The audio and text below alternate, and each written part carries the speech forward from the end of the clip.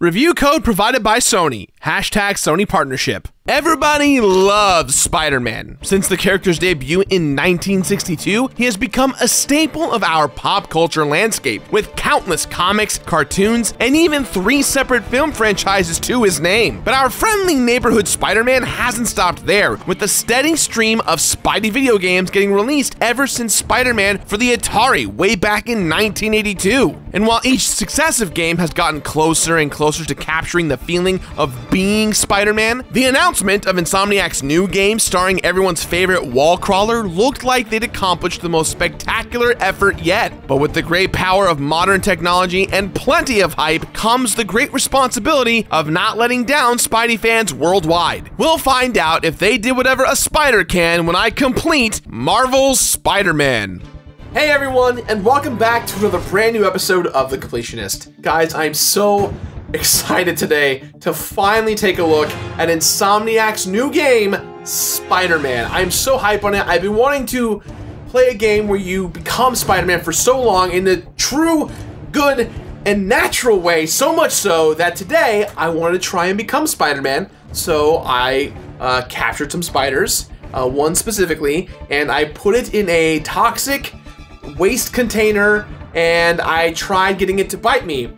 Unfortunately, I can't find it, and it's now somewhere in the office, and I don't know where it is. It's been driving me crazy. Hey Gerard, I got bit by this really weird spider. I squashed it though. God damn it, Ted! Yes!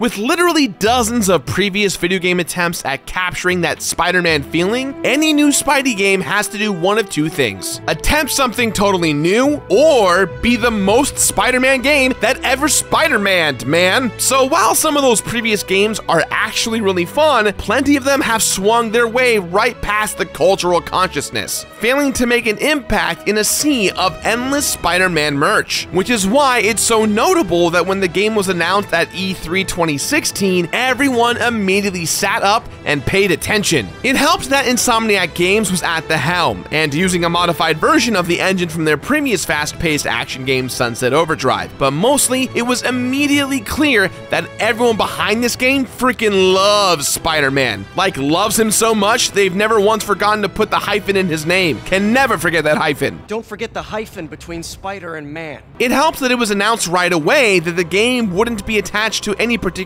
movie or comic continuity, meaning that it would be free to set up a cozy little web in its own corner of Spider-Man lore. It's all in keeping with Marvel's planned strategy of putting out blockbuster games alongside their blockbuster movies, rather than quick cash grabs that are gone as soon as they've arrived. And much like each successive installment of the MCU, fanboys everywhere rejoiced at this game's release, and the critics did too. Marvel's Spider-Man has gained comparisons to Batman's Arkham games, with some going so far as calling it a knockoff. But honestly, there are worse comparisons to get. Those games rule. And so does Insomniac's Spider-Man, if the general reaction is to be believed. While it supposedly fits right into the mold of recent open-world games, word on the street is that it's not just one of the best games of the year, but that it's Spider-Man as hell. Yeah, that's right. Spider-Man's an adjective now. Anything can be Spider-Man. This game is Spider-Man. You guys are Spider-Man. Friggin' Ted is especially Spider-Man thanks to that faulty spider cage I bought. I am decidedly not Spider-Man, which is why I'll be desperately chasing that feeling by completing Marvel's Spider-Man on the PS4. And just like Peter Parker's, the responsibilities of a completionist never ends, because there is a lot of stuff to do in this game. First up, I'll be completing all of the game's story missions, which offer plenty of material all on their own, with fights, chases, stealth sections, and boss battles against some of Spidey's most notorious foes. While there aren't a huge amount of side missions, the game's main story offers a sizable chunk of material all on their own, and can be toggled between 3 different difficulties, titled Friendly, Amazing, and Spectacular. But just completing that spectacular story won't be enough to keep Manhattan safe, especially not without more and more super cool Spidey gear. So next up, I'll be unlocking all of that gear by completing each of Manhattan's regions, which are filled with random crimes to stop, challenges to get scored on, enemy bases to clear out, and pigeons to catch. Those little suckers are fast too. Each of those various tasks gives you a corresponding token, with bonus tokens handed out for completing them in a certain way or getting a certain score. Base tokens, research tokens, crime tokens, etc. These are the currency you'll use to buy new suits, gadgets, and powers. And I won't stop grabbing up those colorful little coins until I've unlocked and fully upgraded every bit of gear in the game. Yo, even Spider-Man's gotta be prepared for every situation possible. Next up is the trophies, which I don't think will be all that bad, to be honest. I'll have most of them by the time I've played through all the missions and unlocked everything, with only a couple random tasks left to clean up, like waving hello to a certain number of New Yorkers. And see, that's just nice. Saying hi is fun, but fear not, true believers, because frustration awaits at my final stop, the game's various benchmarks. This is a screen where the game measures how often you execute various maneuvers, like knocking enemies off of rooftops or running a certain amount of distance along walls. Some of them are asking a lot, and I'll be doing them all because being a Spider-Man is its own reward. That and because I want to see that screen full of check marks. There's nothing I love more than a screen full of check marks. Well, maybe being a real-life Spider-Man, but I'll never know because that dream has been cruelly snatched away by Ted, who I thought was my friend. Hey, buddy. Must be nice becoming Spider-Man now, huh? I don't know, man. Feels like my eyes are trying to become more eyes. And earlier today, I coughed up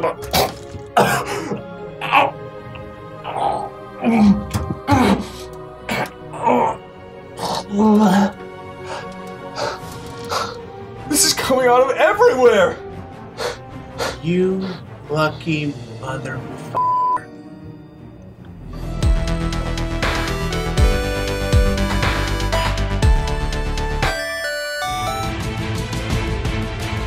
I hope you're all ready to hear me say Spider-Man 1,000 more times, because this game is Spider-Man as hell. With a story that feels like a fun remix of the modern era of Spider-Man comics, beautiful graphics that still the majesty of Spider-Man-ing your way through the city, and music and design that just screams Spider-Man, Marvel's Spider-Man is just Spider-Man-ing all over the Spider place. And yeah, Spider-Man is now a verb too, so deal with that. The game picks up with a Peter Parker who's been doing this for quite a while. He's been Spider-Man since high school, but now he's a grown-ass man who helps his Aunt May at a homeless shelter. He pines for his ex-girlfriend Mary Jane and works a lab job for his mentor Dr. Otto Octavius. But after Spidey finally achieves his career-long goal of putting away Wilson Fisk, the kingpin of crime, the power vacuum is filled by a dangerous new gang called the Demons, led by the mysterious Mr. Negative. It's up to Peter to figure out who Mr. Negative is, what he wants, and how to stop him. The story in this game plays with a lot of elements from Dan Slott's recent decade-long run on the Spider-Man comics, which makes sense considering he co-wrote the story with his frequent collaborator Christos Gage. Having writers that are intimately familiar with the character and his world makes an immediately noticeable difference, with characters that feel like they popped right out of the pages of the comics. That's not to say that this is a retread of those stories though. Marvel's Spider-Man does a great job of incorporating stuff from the comics while putting its own mark on the material, mostly in the ways it reshuffles the chronology of Peter and his rogues gallery. It lets us see an experienced web-slinger in his prime while offering up new twists and origins for some of his supporting cast. In addition to the comics, there are also plenty of nods to the movies and to Spider-Man's video game past. These Easter eggs aren't essential to the story if you're a newcomer to Spidey's world, but it's nice that they're out there for us nerds to nerd out about. Overall, they contribute to the impression that this game was made by people who just think Spider-Man is the absolute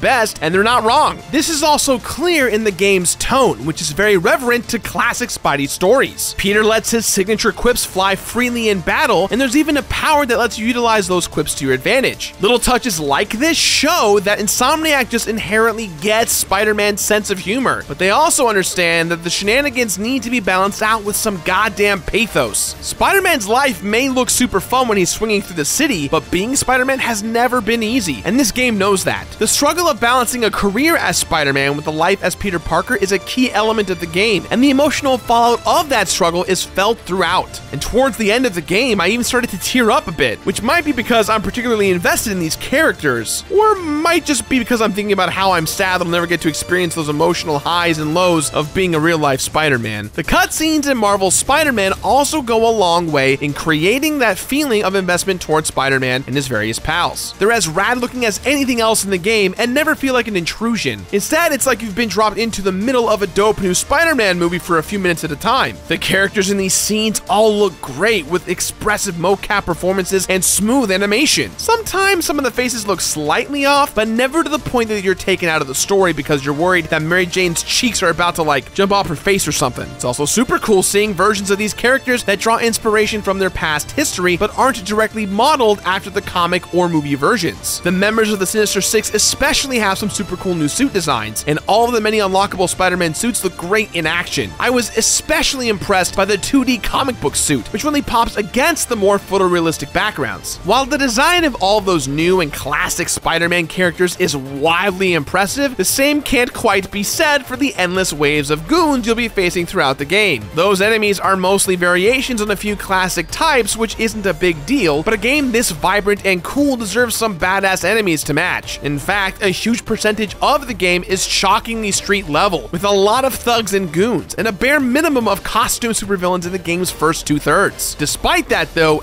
everything looks great in motion, with move animations that have me yelling, "Woo!" over and over again. This game gives you opportunities to let out a "woo!" every couple minutes, and looks great while doing so. This version of Manhattan is also crazy detailed, and I got the impression that it was super accurate as well. I didn't bust out any real-life maps to compare it to, but it feels like a living, breathing version of Marvel's New York. The little Marvel-specific touches like Avengers Tower or a mural of J. Jonah Jameson as a giant baby gives the impression of a place with its own sense of history. And of course, any version of Spidey's New York needs some sweet tunes to swing around to, which this game offers in spades. The score by composer John Paisano feels like it could have been just pulled right out of a big-budget Spider-Man film, with themes that swell and change not only with the story, but with each sick trick you pull off as you swing through the city. The music, sound, and visuals all combine to create plenty of "oh shit, I'm Spider-Man" moments throughout. The details in this game are insane. For instance, one of the coolest attention to details is the fact that when Spider-Man is talking, his voice changes depending on his activity. If he's standing still, he's talking normally and is calm. If he's swinging in the air, he's breathing heavily as he's focusing on his movement. Really cool details here. Insomniac also did a great job casting all of the voices in the game, from the random New Yorkers who yell how much they love or hate you when you swing by, all the way to the major figures in Peter's life, like sweet caring Aunt May. I still wish you and MJ could work things out. She's a great girl. Or complex new villain, Mr. Negative.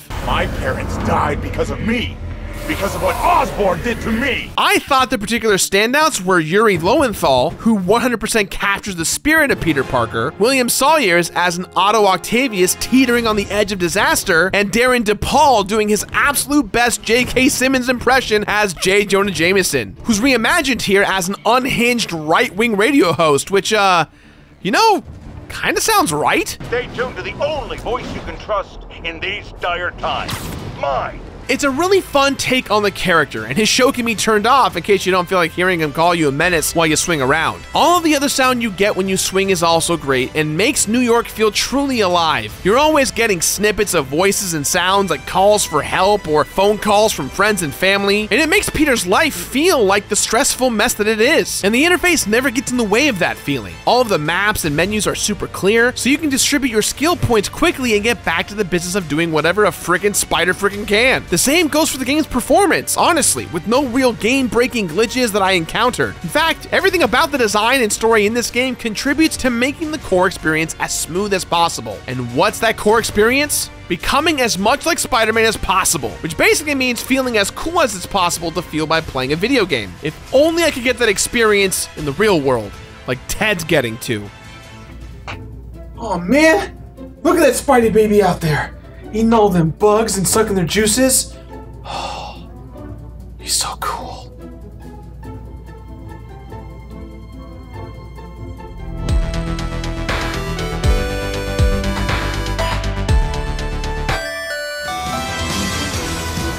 While the comparisons between Spider-Man and the Arkham games aren't entirely unwarranted, they also don't give the game enough credit. It definitely borrows some of the core ideas of those games, but layers loads of spidery goodness on top of them, making for a consistently enjoyable completion experience for as long as you feel like being Spider-Man. There's fun but challenging combat, plenty of challenges for you to test your skills on, and the best goddamn web swimming ever seen in a Spider-Man game. In fact, combat and web swinging are the two big draws of the game, and they're both executed perfectly in a way that's built to emulate the Spider-Man experience as much as possible. This gets even more true as you gain experience and unlock skills, which provide a steady stream of new options for how to zip, swing, and punch bad guys in the face. Unlike getting around in most games, web swinging here is an active activity, with real thought going into each and every move across the Manhattan skyline. There's even a trick system that you can use to get bonus XP, and while a fast travel option is unlocked after a certain point, I honestly barely used it. Even if it was something way on the other side of Manhattan, I had no problem with the idea of swinging my way over there, busting out all kinds of aerial acrobatics along the way. The web swinging rewards thoughtfulness with dope moments, and it always feels like both you and the game have a complete understanding of what each line of webbing is attached to. It's physics-minded with plenty of methods of increasing or decreasing altitude and speed. Moves like diving, point launching, and short web zips help you change the direction of where you're going. The vast amount of options and unlockable skills also keep the combat from being repetitive, which is good because there's a lot of it. Each region of New York has dozens of random crimes for you to stop, on top of bases to clear, challenge courses to get graded on, and even backpacks to collect, which have been lying around the city since Peter's high school days. When it comes to open world games, Spider-Man's New York doesn't break any new ground, with a map system that will look familiar to anyone who's played a game that looks like this in the past 10 years. But you know what? I was okay with it. Breaking new ground is great and all, but sometimes you just want the game design to get out of your way and let you be Spider-Man. Fortunately, the map is really clear and intuitive, and it's always clearly marked where your objective is. While the different regions don't vary wildly from each other when it comes to the missions available, they each have their own quirks when it comes to swinging around. Anytime you have to swing through a park, it elicits the same, "Oh boy, here we go," that Spider-Man would feel. And anytime you find yourself surrounded by skyscrapers, it feels like you've entered a beautiful world of endless possibility. And speaking of endless possibility, this game has got gadgets and abilities out the wazoo. I've never been totally sure what a wazoo is, but hopefully it's not as gross as it sounds. As you level up, you'll unlock new moves that help with both combat and getting around, on top of gadgets that can be bought and upgraded with tokens. It should come as no surprise that most of these things are web-related or spider-themed in some way, from electric webbing to little spider drones that will help you out in combat. They're kind of cute too if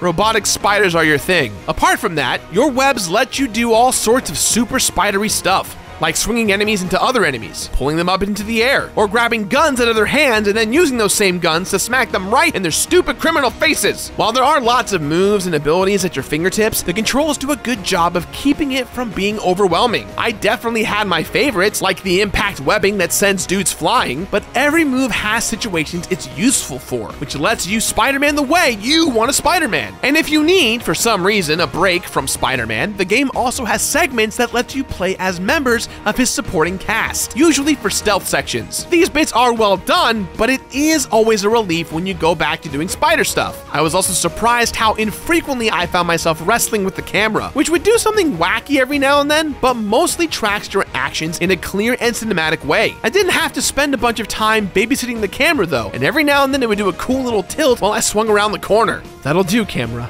That'll do. Speaking of cameras, Spider-Man also has one of his own, which he can use to take pictures of landmarks, evidence, or just cool shit he sees around the city. It's great to see Peter's history as a photographer incorporated so heavily into the game, and it especially felt good to snap a dope pic in mid-air, all the while doing sick flips. But if Spidey spent all of his time on photography, crime would run rampant in New York, which means he's got a responsibility to bust some heads. Other than swinging around, combat is the major focus of Spider-Man, and the game was always going to live or die based on how cool it felt to fight your way through wave after wave of goons. But fortunately, it feels very cool. Spider Sense allows for clutch last-second dodges, opening up enemies for attacks without directly imitating the wait and counter approach that works so well in the Arkham games. Web attacks also allow for huge amounts of mobility during combat, and they also give you the ability to fight at whatever range you want, either with web blasts or just by throwing mailboxes at people. And trust me, I threw a lot of mailboxes at people. That shit hurts. It also makes sense that combat as Spider-Man should be fully three-dimensional, and this game gives you plenty of opportunities to control the space and use the levels to your advantage. There's pretty much always going to be someone shooting or swinging at you, so it helps to isolate enemies by either zipping to their location or pulling them up into the air to trap them with swing kicks and air combos, which help build your focus meter. Focus is the meter you can use not only to unleash dope finishing moves, but to heal yourself in combat by pressing down on the D-pad. The way that health is handled is way more interesting than just picking up health packs off the ground, and it encourages you to fight in ways that maximize your focus, especially if you're just on the cusp of death, which I was pretty often. During some of the fights in this game, there are bad guys like freaking everywhere. While I would have appreciated a larger variety of enemies, the few that there are definitely require a recalibration of your combat strategy, whether it's to deal with shield bros that have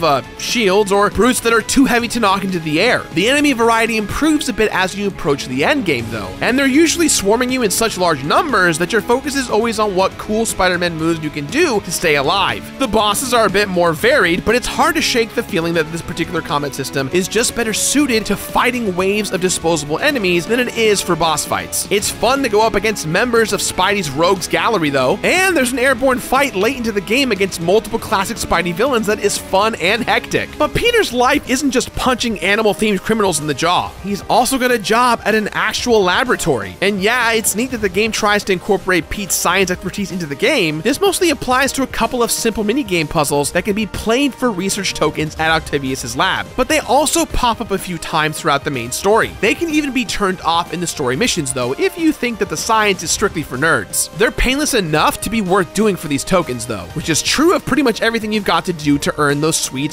spider coins. Different coins can be earned by doing different Spider-Man activities around the city, with every unlockable item requiring a certain mix of coin types. Some coins are more plentiful than others, like crime tokens that can be earned by stopping muggings and fulfilling combat requirements while doing so. There are also base tokens for clearing out the bases of certain enemy factions, research tokens for doing science-based mini-missions, and challenge tokens rewarded for getting specific scores on challenges involving either combat, stealth, or traversal. The big collectibles that those coins will net you are the game's various suits, along with each suit's corresponding power and a whole buttload of suit mods that you can use to mix up the way you play the game. These suits are drawn from Spider-Man's history in comics and film, with a couple of cool new original designs thrown in there as well. Each spider suit comes with an associated power, but the game makes the wise choice to let you mix and match the powers and suits once they're unlocked. It lets you look however you want regardless of how you want to play the game, and it's a level of freedom I really appreciated. Some of these suits are particularly neat, like the homemade suit you get for finding all of the backpacks, or the costume of Spider-Man 2099, who is literally a Spider-Man that came from 2099. If you're a big Spider-Man fan, these suits are neat references, and if you're a relative newcomer, they're just cool new threads for you to fight crime in. I think my personal favorite was Spider-Punk, whose ensemble includes a denim vest and a mohawk, because this Spider-Man does what he wants, and no one can tell Spider-Punk what to do.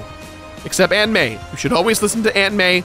She's a nice lady, she's sweet, I will take out the trash for her. Once I'd gathered and unlocked everything, I felt a real sense of achievement, which was only bolstered by how close that put me to getting all of the trophies. I cleaned up the last couple in a few minutes, and then surveyed my 100% completed map with the sense of satisfaction that can only come from me being the Spider-Man. That is until I remembered that the benchmarks page exists on the pause menu and was overwhelmed with what the phrase great responsibility actually means. While going light on the trophies, Marvel's Spider-Man wants you to execute pretty much every spider maneuver available to you either hundreds or thousands of times, which is as exhausting as it freaking sounds. A decent chunk will be checked off as you play through the game if you're aware of playing towards those goals, but I can't imagine any scenario in which there wouldn't have been a bunch more swinging and fighting to do after the game was technically completed. The benchmarks are honestly the only thing in the game that don't feel totally worth it, with no real reward for what ends up amounting to pretty much a huge amount of work. That said, it's nice to know that once everything else is completed, there is something there to aspire to. So if you're into running on walls for thousands of meters, the game encourages that kind of unhinged behavior, and everything else is worth doing, with web swinging mechanics, combat, and endless collectibles and challenges that never really got dull. Sometimes it can get a bit repetitive, but never boring, because the core experience of becoming Spider-Man is so consistently cool and rewarding, just like I always imagined it would be. What is happening to me?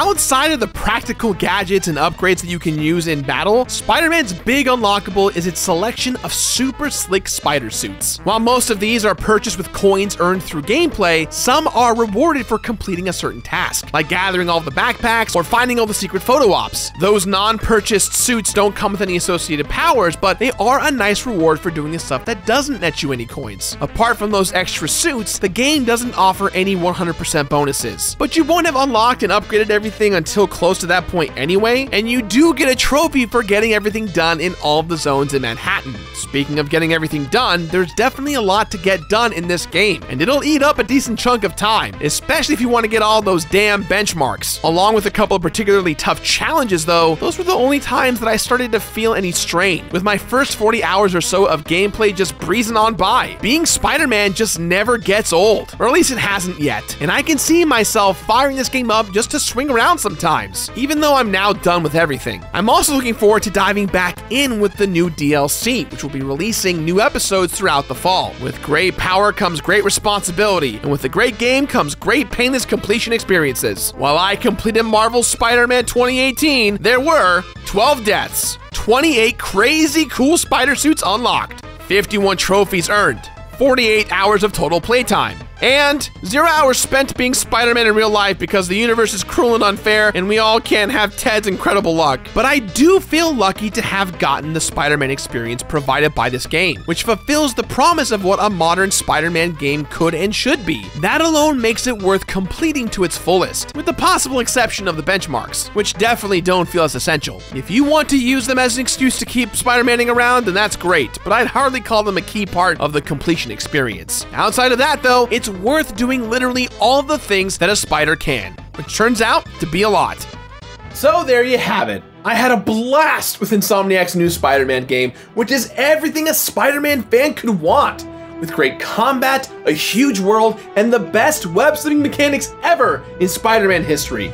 This game, honest to God, gets you the closest to becoming Spider-Man himself. Other than Ted here, of course, who looks more like Spider than man now these days.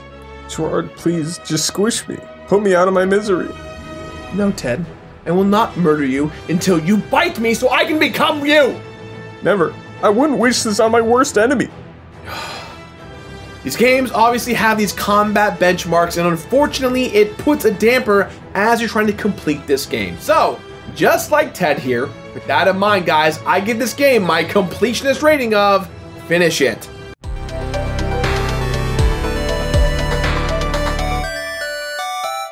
Finish it!